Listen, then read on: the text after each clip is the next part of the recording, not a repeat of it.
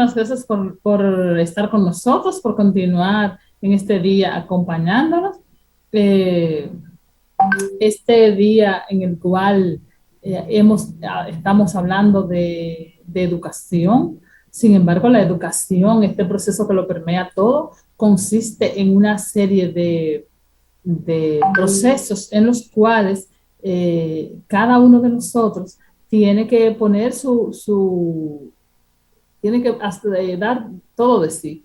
La educación es lo más importante de una nación que realmente tenga visión de futuro y visión de poder ayudar. Eso quiere decir que cuando hablamos de educación, nos referimos a esa parte que permea todo en la vida del individuo y también todo en las sociedades, ya que la educación es transversal.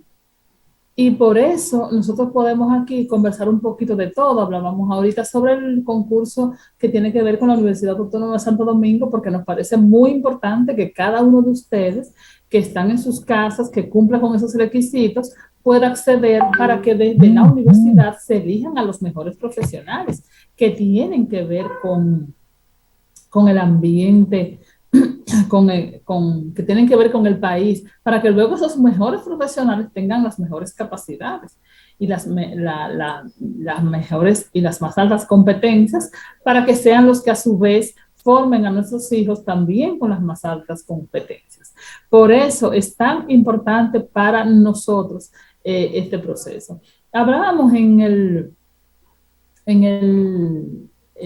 entendido también de que hay en nuestro sistema educativo la necesidad de que cada uno de los actores afiance su responsabilidad y trabaje en responsabilidad, porque no podemos nosotros eh, simplemente estar hablando de la responsabilidad del Ministerio de Educación, la responsabilidad de la dirección, cuando el docente no ha asumido su responsabilidad.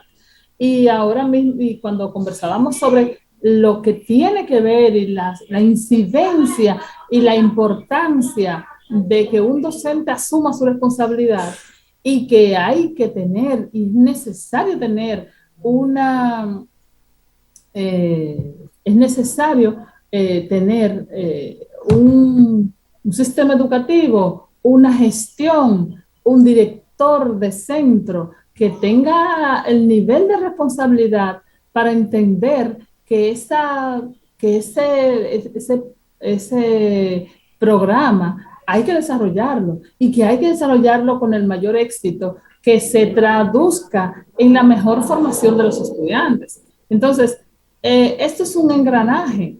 No puede funcionar todo muy bien por más por más que nosotros veamos que las cosas están bien, no pueden funcionar bien, o por más que queramos que las cosas estén bien, no pueden funcionar como nosotros quisiéramos, si no hay una responsabilidad de todos los actores. Los padres tienen que estar pendientes para que contribuyan con que los hijos tengan espacios adecuados para sus tareas, y que además tengan los materiales que necesitan, que tengan uniformes, que sean niños limpios, que estos niños vayan desayunados. O sea, los padres tienen que asumir su responsabilidad. Los docentes tienen que asumir la suya, que es guiar el proceso.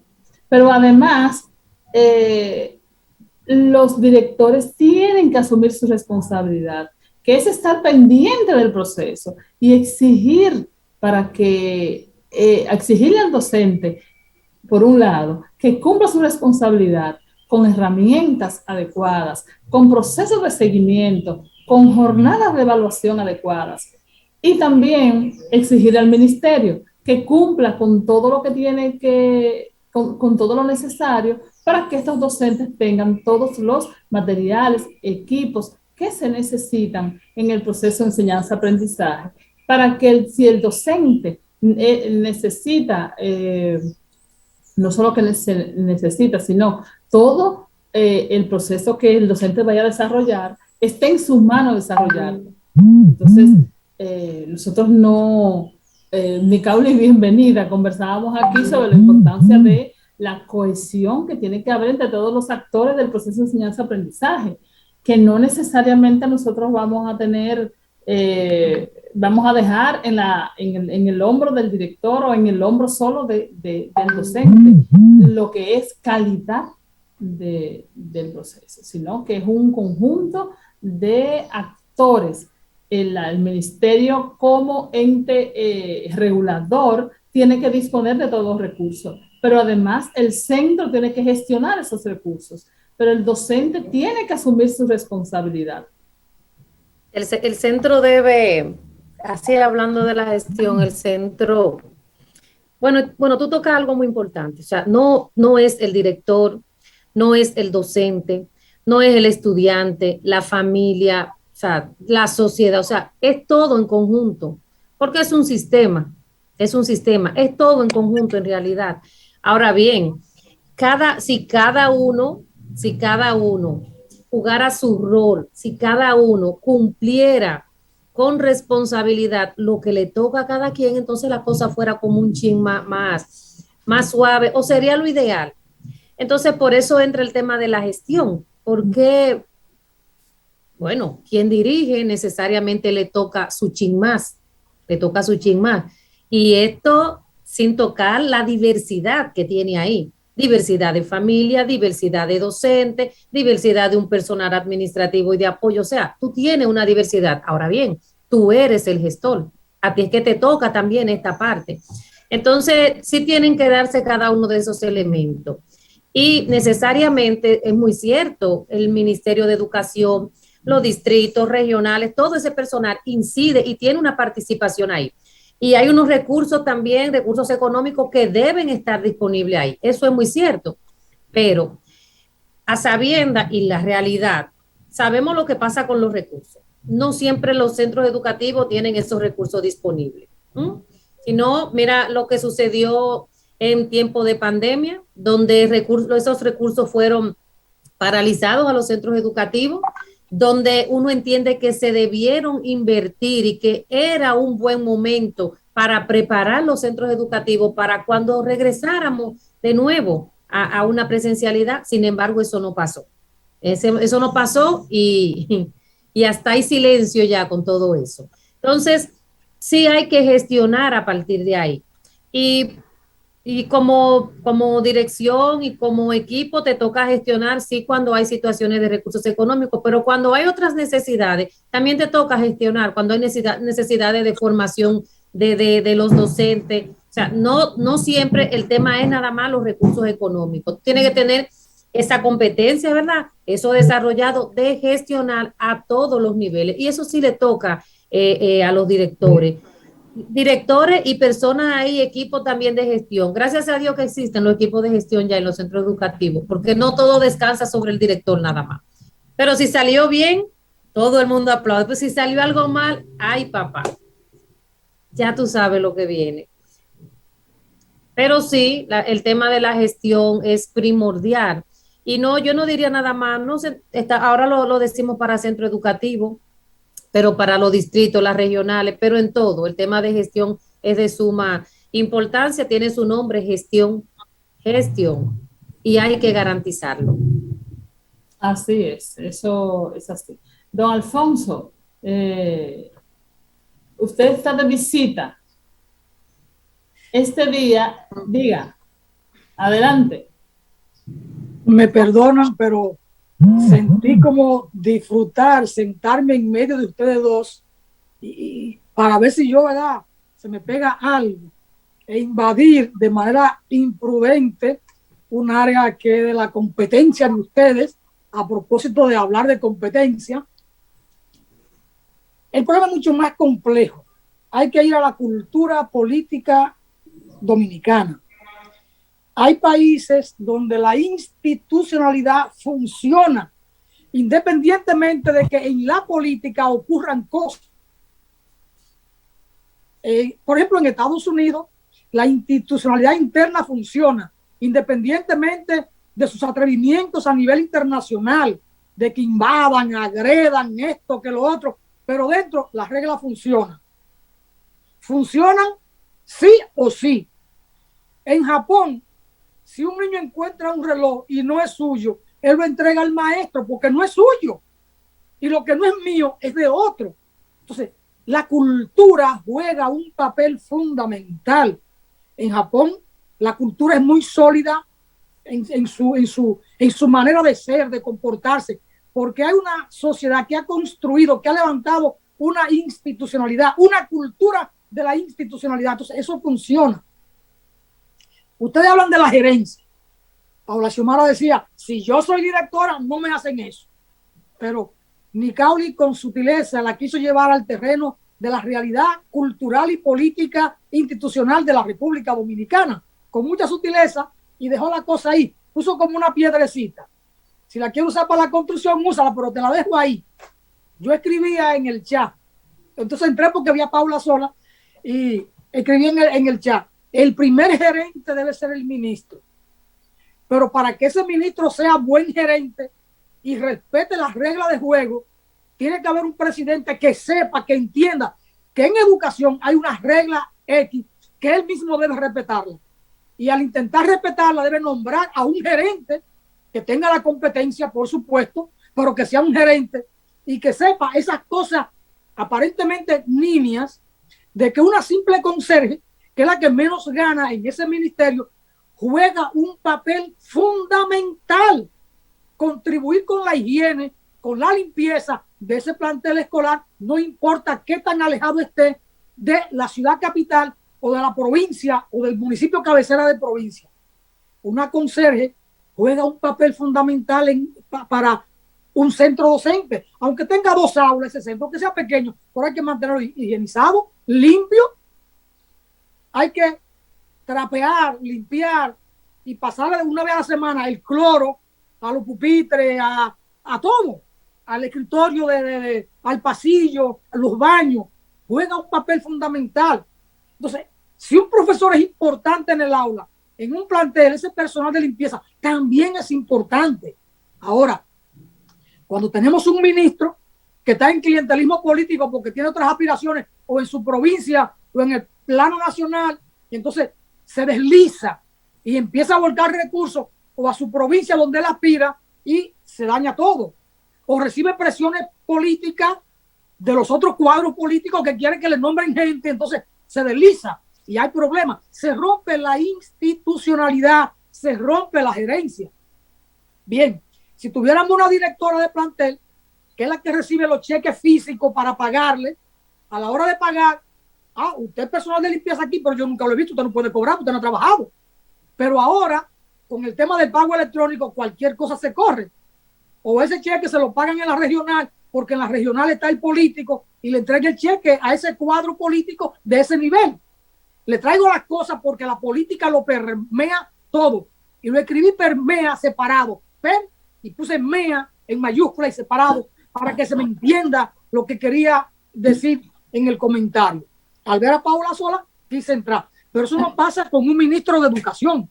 Pasa con el director de reforma agraria, que si tiene aspiración o su segundo en el cargo tiene aspiración en su provincia, vuelca el IAD a esa provincia. Pero igual pasa con el de agricultura. Con el del banco agrícola no es tan fácil porque al ser un banco tiene unas reglas más estrictas y hay que respetarlas. Ahí se respeta el personal y se respeta la política porque se trata de un banco, que aunque sea del Estado, es un banco.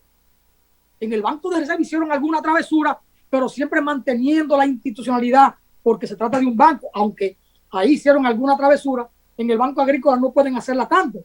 Entonces, son elementos que hay que verlo en el contexto en que estamos hablando de gerencia, la barrera que tenemos, los obstáculos que tenemos y cómo brincarlo.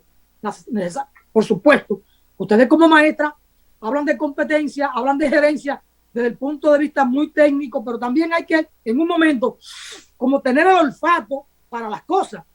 Y yo recuerdo siempre el caso de un rector de la UAS que en su provincia tenía una aspiración a la senaduría y nombró 200 empleados en el centro UAS o en el subcentro UAS de su provincia, cercana a la capital, porque quería amarrar allí un clientelismo político, activistas que le sirvieran a él después. Entonces, es un poco para aterrizar, porque sentí el apuro que tenía Nicauli por explicar la cosa, pero con mucha sutileza. Y entonces no se atrevía a decir la cosa tan claramente. Y quizás no deba, porque está haciendo un ejercicio como maestra aquí de educar y de ver los problemas educativos desde ese nivel de gerencia, de capacidad, de experiencia, para contribuir en la orientación en el programa. Estas son cosas que yo no debo decirle en este segmento, porque esto es para ustedes. Pero al ver a Paula que se quedó sola, entré. Y después que entré ya como que no quise salir, porque es hermoso estar en medio de ustedes dos y uno como que uno mejora un chin, ¿verdad? Así que me perdonan. No, gracias, Alfonso, y gracias por la aportación.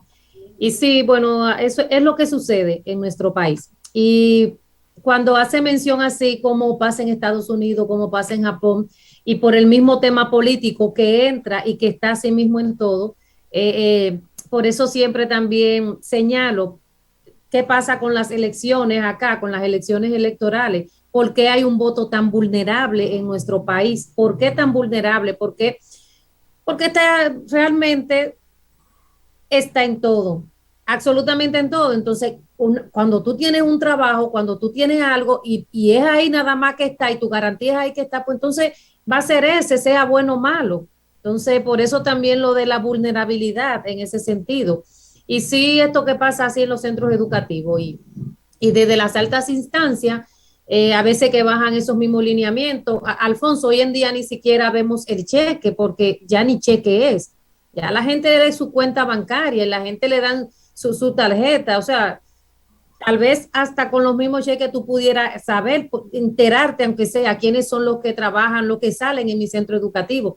Y pasa más cuando llegan las auditorías también. O cuando llegan las auditorías a los centros educativos, entonces se destapa también una caja de Pandora. Tú te encuentras con cosas que tú dices, toda esta gente en este centro educativo, ¿y dónde está toda esta gente? No nada más personal de apoyo en el tema de conserje, también administrativo, secretaria, técnico secretario. ¿Dónde que está esta gente? Pues esta gente no está en este centro y te llegan esas auditorías. Cuando llegan procesos de auditoría también se entera de eso, pero sí necesariamente para nosotros poder limpiar y poder tener realmente una educación como debe ser, la política tendría que salir. Y qué mal que nosotros cada día vemos que en vez de salir lo que hace es como entrar un poquito más. Mire, le cuento una experiencia, perdónenme. Yo digo, el primero que debe tener gerencia es el ministro. Y para tener gerencia también hay que tener liderazgo, hay que tener autoridad. Yo recuerdo, yo empecé a trabajar en agricultura en el año 1980. Nicauli no había nacido y Paula andaba todavía por allá, en el patio, ni siquiera con muñeca porque estaba muy chiquita. Nací en el 80, Alfonso, nací en el 80. Bueno, yo empecé a trabajar en el 80 en agricultura y ocurrió un hecho. Los militares, los generales, venían de los tiempos de Balaguer y quizá algunos de la época de Trujillo. Fueron del presidente Antonio Guzmán a decirle que el ministro de Agricultura era Hipólito Mejía, tenía ese ministerio, era secretaría, lleno de comunistas y que había que remediar aquello.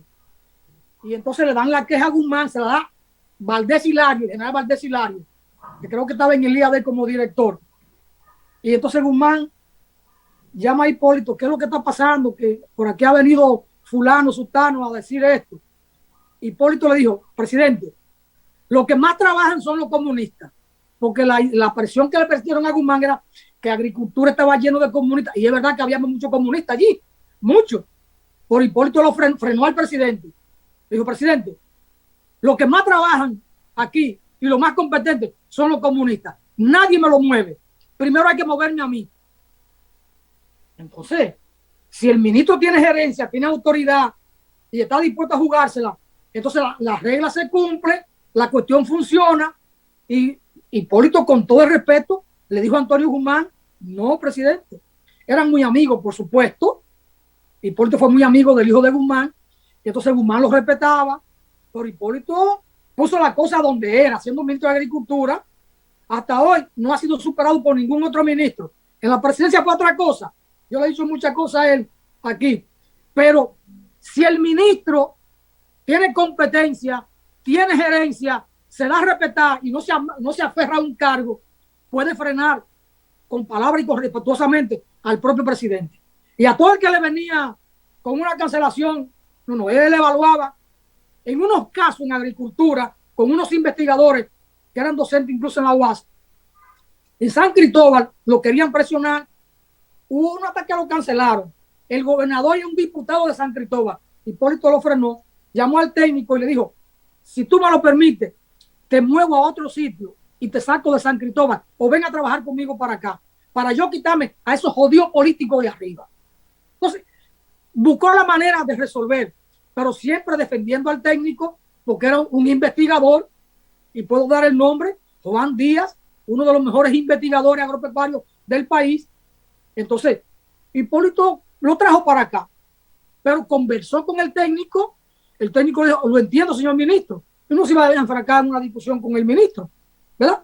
Pero si el ministro se respeta, tiene autoridad, entonces la cosa funciona. Pero cuando el ministro entra en la politiquería, entonces no hay director de un centro docente, de un plantel, que pueda imponerse, porque simplemente lo pueden mover o lo pueden cancelar, porque le faltó el respeto al ministro, fue desafiarlo porque no tiene ahí un simple consejo. Lo otro, un elemento, a propósito de lo que decía Nicauli con lo de Arroyo Cano, que se quedó sin docente, y hay una escuela, están los estudiantes y no hay docente. Ahora, el que es docente y tiene el mismo nivel del que está en San Juan y está en Arroyo Cano, debe tener un incentivo. Si el que está en San Juan gana 40,000 pesos y el que está en Arroyo Cano gana 15,000 pesos más, se va a quedar en Arroyo Cano. Entonces tiene que haber un incentivo por área difícil o por distancia. En agricultura tuvimos eso. Los técnicos que trabajaban en área de café tenían 75 pesos de incentivo cuando el agrónomo ganaba 300 pesos, que le agregaran 75 pesos más de incentivo porque estaba en la montaña, en café, y tenía que subir en un mulo. No es fácil, y cruzar ríos, montaña y cosas. Los técnicos de café estaban contentos con su trabajo porque tenían un incentivo, y 75 pesos era mucho dinero. Entonces, al de cacao, que estaba también en un área difícil, pero no tan difícil como la de café, le daban otro incentivo, pero un poquito menor. Si una política de incentivo se incorpora a la gestión en educación, usted puede estar seguro que el maestro que está en restauración o que está en Arroyo Cano no se va a ir de allí, porque todos si van a 40, querer ir mejor. 55, ahí se queda. Entonces hay que jugar don con Alfonso, la cosa. Mire, don Alfonso, le voy a señalar esto. Me río cuando usted hace mención de este incentivo, porque los docentes tenían ese incentivo aplicado. Había un incentivo por distancia. Los maestros que iban a las zonas más lejanas tenían ese incentivo. También tenían había un incentivo que, bueno, se luchó mucho y eso con todo y lo de la ley aplicado, que era también por carga familiar. Aquellos docentes que tenían familia más grande también tenían un incentivo más. Y había un incentivo que también se le daba a los docentes que trabajaban en los primeros grados del nivel primario, eso por la complejidad del grado. Estamos hablando de proceso de alfabetización, que en realidad es un poco lo que más cuesta cuando se entra ahí en educación. Entonces estaban esos incentivos. Pero, don Alfonso, esos incentivos, por los cuales sí el sindicato jugó un papel ahí también, y que fueron una conquista del magisterio, esos incentivos fueron retirados a los docentes y hoy en día ya no se cuenta con ellos. No le quiero decir en qué año fueron retirados para que no se vea mucho, ya entra también como tema político, pero fueron quitados hace unos años y ya entonces los docentes no tienen ni incentivo por distancia, que lo vemos muy bien, ni tampoco tienen esos incentivos ni por carga familiar ni por complejidad de los grados, pero sí lo tenían. Pero sí, Paula.